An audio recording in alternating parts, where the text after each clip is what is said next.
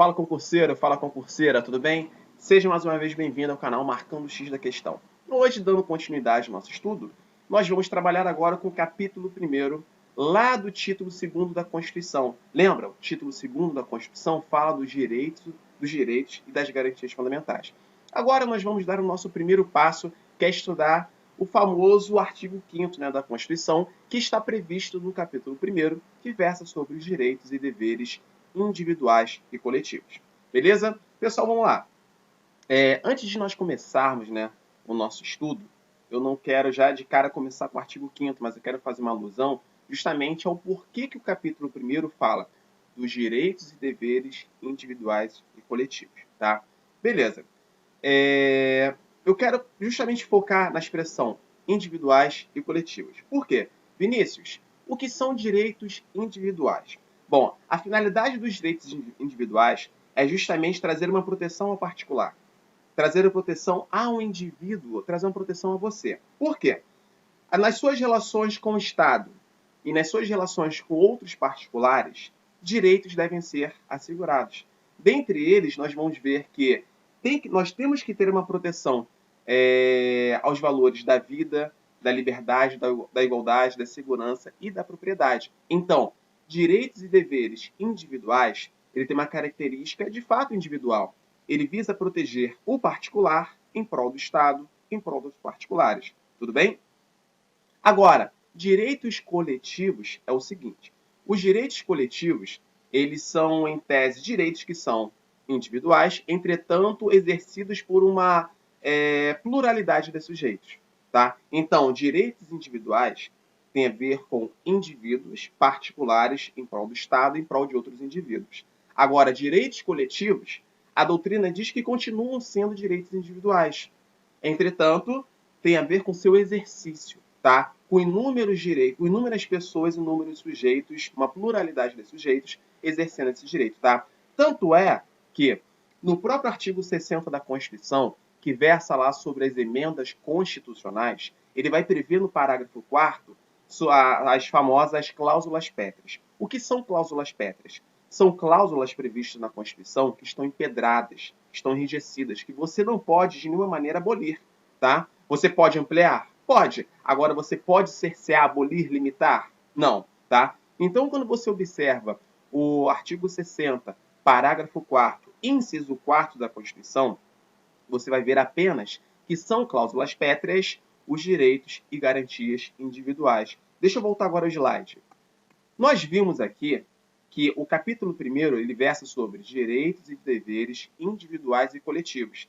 E daí você me pergunta, Vinícius, você acabou de ler no artigo 60 que somente são cláusulas pétreas os direitos individuais. Então quer dizer que os direitos coletivos podem ser abolidos? A resposta é que não, não podem ser abolidos. Por quê? José Afonso da Silva, por exemplo, ele fala que o artigo 60 não errou em dizer direitos individuais, por mais que nós tenhamos um capítulo dizendo individuais e coletivos. Porque ele diz que os direitos coletivos nada mais são do que direitos individuais exercidos por uma pluralidade de pessoas.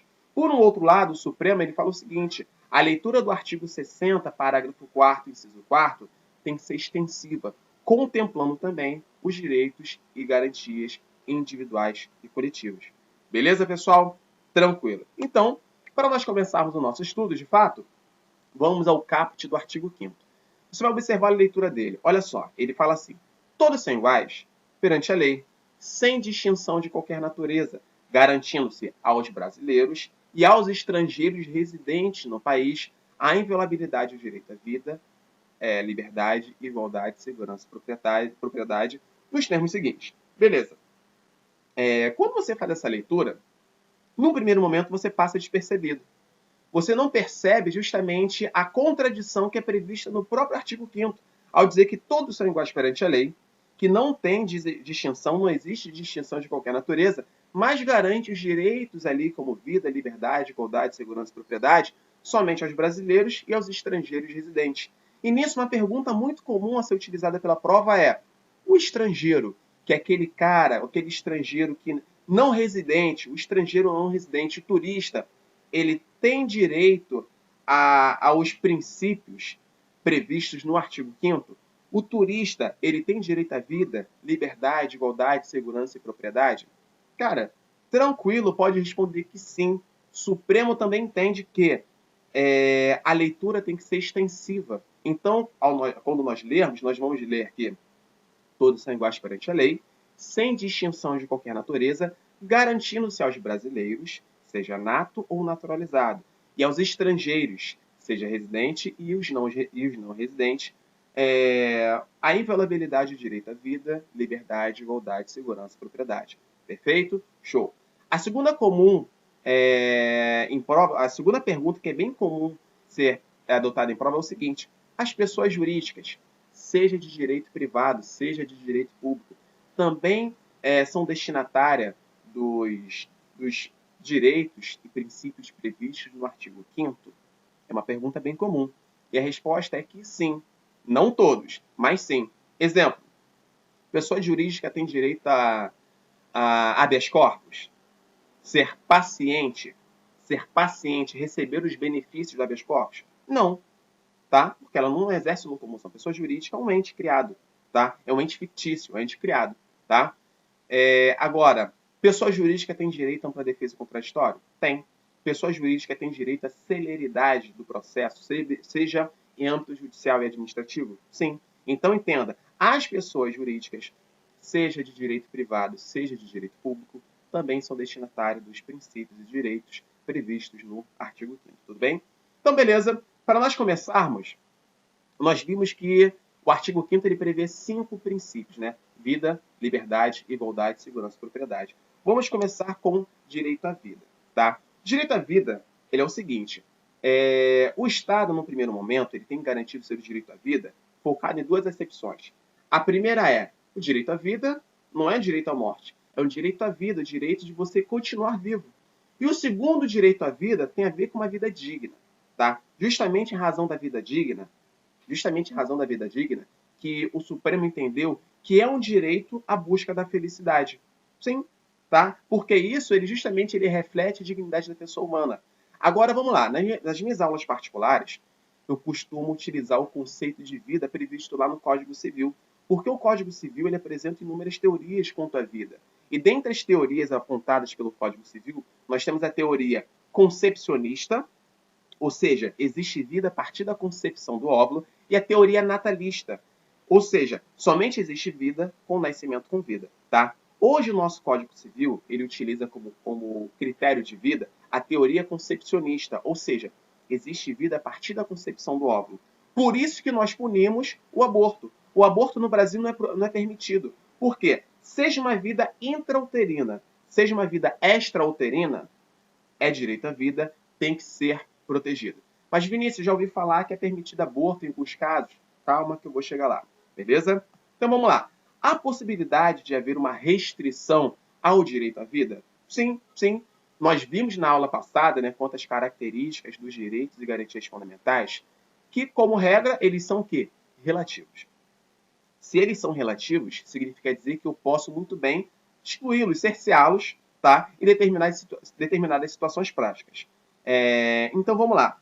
Numa colisão de direitos, eu posso muito bem afastar a incidência de um e prevalecer o outro. Beleza. Então vamos lá. Na nossa Constituição, por exemplo, eu tenho previsto que, em casos de guerra declarada, é possível pena de morte. Tá? Se você observar lá o seu inciso 47, ele vai falar que, como regra, são proibidas as penas de... A linha A, ele vai falar que é proibida a pena de morte, vírgula, salvo em caso de guerra declarada. Então, é possível pena de morte? Como regra, não.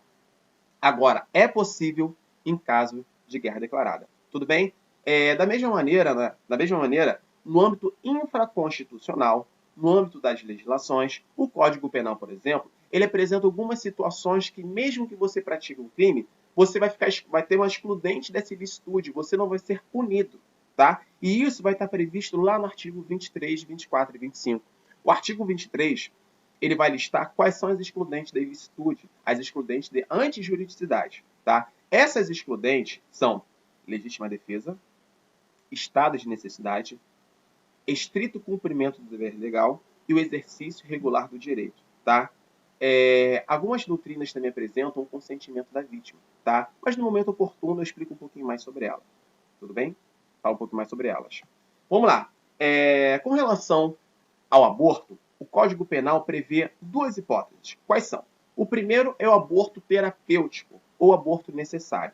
O que é isso? O aborto terapêutico ou aborto necessário é quando existe uma má formação do feto que coloca em risco a vida da gestante. Então, quando existir um risco de vida para a gestante, eu posso muito bem praticar um aborto, porque esse é chamado de aborto terapêutico ou aborto necessário. Agora, quando a mulher ela é vítima de um estupro, vítima de um crime de estupro, nós vamos dizer que é permitido sim haver o aborto, que é chamado de aborto sentimental. Perfeito? Agora toma cuidado porque a jurisprudência ela vai dizer, né? O Supremo ele vai dizer que é errado você interpretar que o feto anencéfalo seria uma conduta tipificada com aborto. Não, pelo contrário, é permitido o aborto de um feto anencéfalo. Por quê? Não tem um cérebro. Ou o feto ele não tem a caixa torácica, né? caixa craniana, ou então ele não tem o cérebro. Então, certamente vai morrer, tá? Vai morrer. Beleza.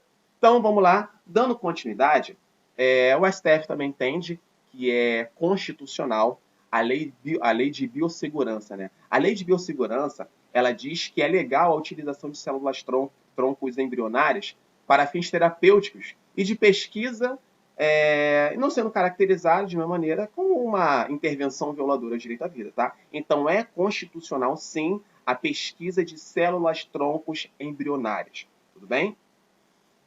Perfeito. Vimos o que seria vida. Agora, o que seria igualdade? Bom, toma cuidado porque quando nós falamos de igualdade, é bom você também lembrar lá da nossa primeira aula, que fala das características, né? Perdão, das gerações dos direitos fundamentais. Por quê? No primeiro momento, a sociedade pediu um tratamento igualitário.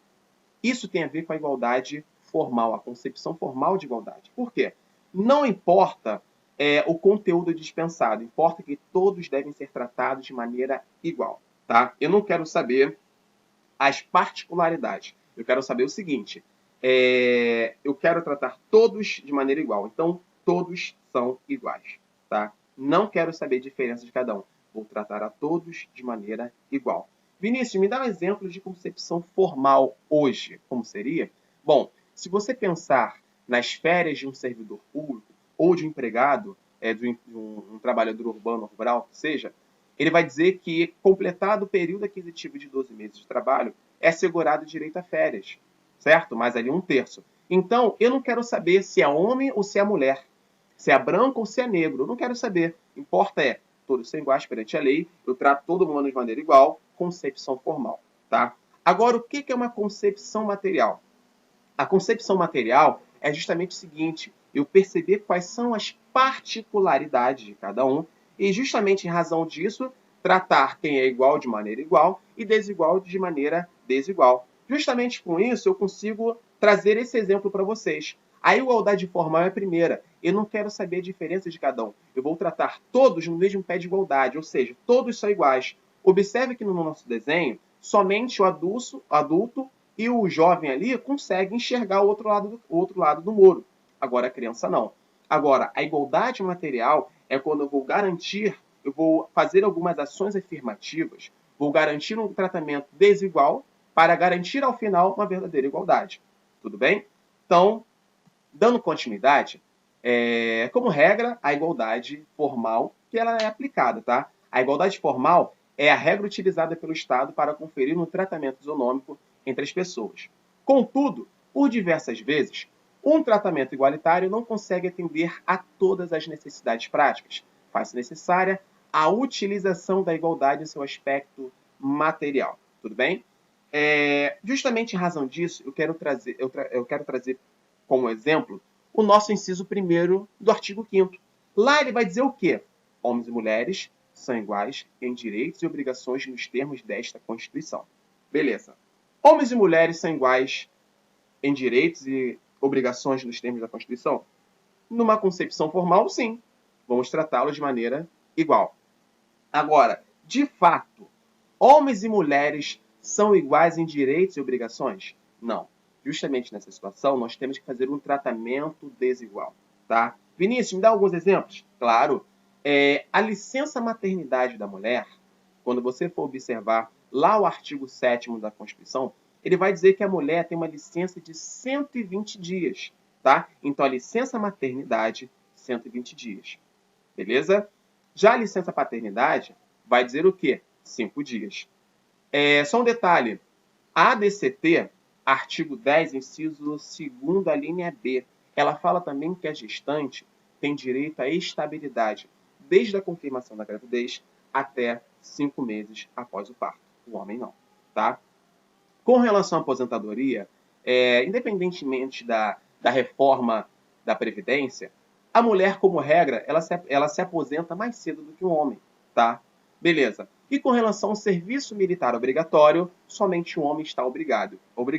A mulher é facultativa. Tudo bem? Só mais um detalhe.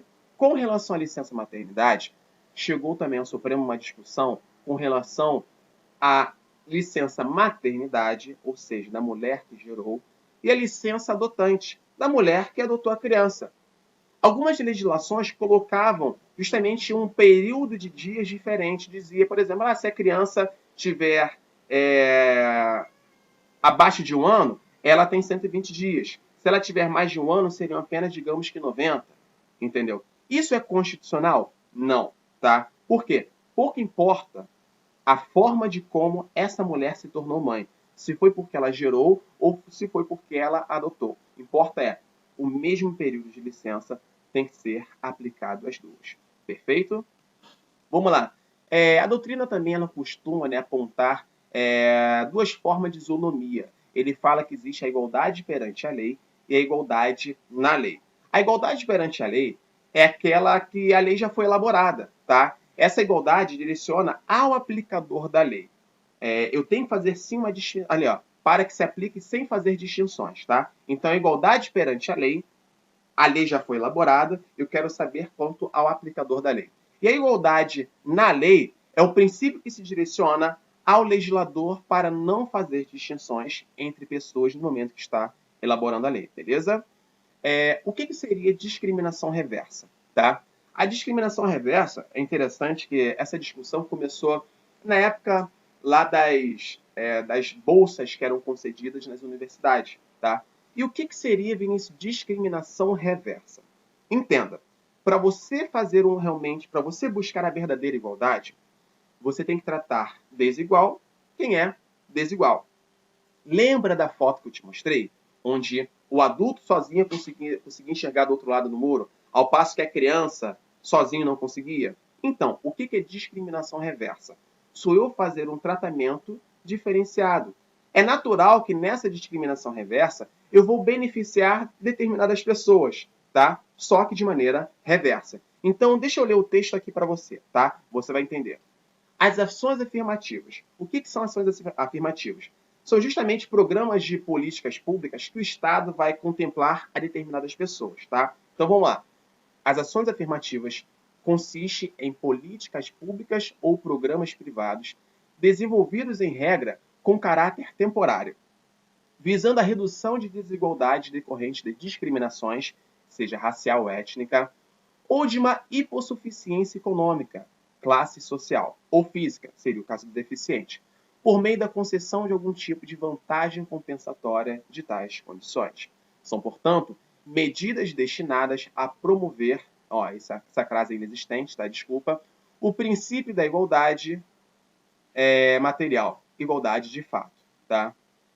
A adoção de políticas positivas deve ser precedidas de uma profunda análise das condições e peculiaridades locais, bem como de um estudo prévio sobre o tema, sendo que sua legitimidade dependerá da observância de determinados critérios, sob pena de agir de forma indireta e indevida o direito dos que não foram beneficiados por ela. Beleza, olha só, vamos lá. Então, Vinícius, o que é discriminação? A discriminação comum sou eu pegar justamente pessoas que naturalmente já têm uma desigualdade e afastá-las. Ou seja, a discriminação comum é quando você concede prerrogativas para o cara que já está em posição de vantagem. Ou seja, isso é discriminação. A discriminação reversa é justamente você pegar pessoas que estão em igualdade distintas e tentar aproximá-las, tá? No final, você garante o mesmo pé de igualdade. É só você lembrar daquela música, né? Como é que era? Bons que bom, bom, bom, né? Que o de cima sobe e o de baixo desce. Então, o de cima sobe porque é uma discriminação comum. E o de baixo desce porque você está afastando. Isso é uma discriminação. A discriminação reversa é você tentar o quê? Aproximar as pessoas, beleza? Garantindo o mesmo pé de igualdade, beleza? Então, fazer alguns comentários com relação à jurisprudência do Supremo, tá? Vamos lá. Ações afirmativas, como a reserva de vagas em universidades públicas para negros e índios, é constitucional? Sim. Na nossa primeira aula, você viu lá no artigo 3º, inciso 4º, que promover o bem de todos, sem preconceito de origem, sexo, raça, tal. Então, falei para vocês o quê? Este era o fundamento das ações afirmativas, beleza? Então, é constitucional? Sim.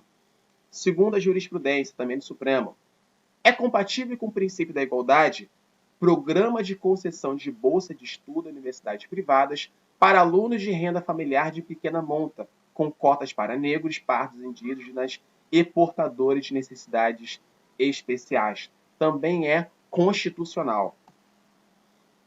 Só um detalhe. Com relação às cotas raciais, é interessante, né, que o Estatuto da Igualdade Racial ele dizia que população negra era considerada população negra toda pessoa que se autodeclare preto ou parda, conforme os critérios previstos lá no IBGE. Tá? Só que o que acontece? Como as pessoas começaram de maneira exacerbada a se autodeclarar, já que era um critério basicamente de uma autodeclaração, que eram negros e pardas, inúmeras pessoas entraram por cotas. E detalhe, não eram negras, não eram pardas. Entendeu? Então, o que acontece? Hoje, foi dado um passo a mais, que a legislação criou o critério de heteroidentificação. E o Supremo falou que é constitucional a adoção de critérios de heteroidentificação. Tudo bem? Então, o que seria um critério de heteroidentificação? Ok, vamos para o nosso material. É formada por uma comissão plural responsável por entrevistar o candidato e verificar se a sua declaração, a sua autodeclaração, foi verdadeira.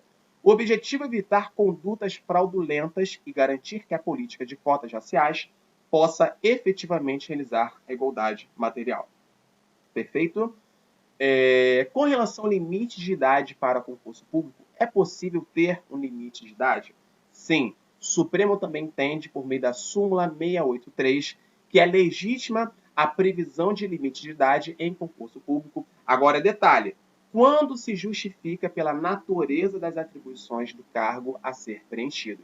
Detalhe, como que você vai justificar essa natureza, essas atribuições? Olha só, a restrição da admissão dos cargos públicos somente se justifica se previsto em lei. Tudo bem? E detalhe, e quando essa situação concreta, de fato, existir um limite razoável. Perfeito? Então, vamos lá. Cadê? Segundo o STF, não afronta o princípio da isonomia a adoção de critérios distintos para a promoção de integrantes do corpo feminino e do masculino da aeronáutica. Trata-se de uma hipótese em que a distinção entre homens e mulheres visa atingir a igualdade material, sendo, portanto, razoável. Beleza. Por fim, súmula vinculante número 37 do Supremo, ele fala o seguinte: não cabe ao Poder Judiciário, que não tem função legislativa, aumentar vencimento de servidores públicos sob o fundamento da isonomia. Por quê? O que acontece? No momento oportuno, nós vamos estudar, lá no artigo 7º, que o salário mínimo é proibido ter qualquer índice de vinculação ao salário mínimo. Tá? Então, o que acontecia? Quando, digamos, o Poder Executivo aumentava a remuneração,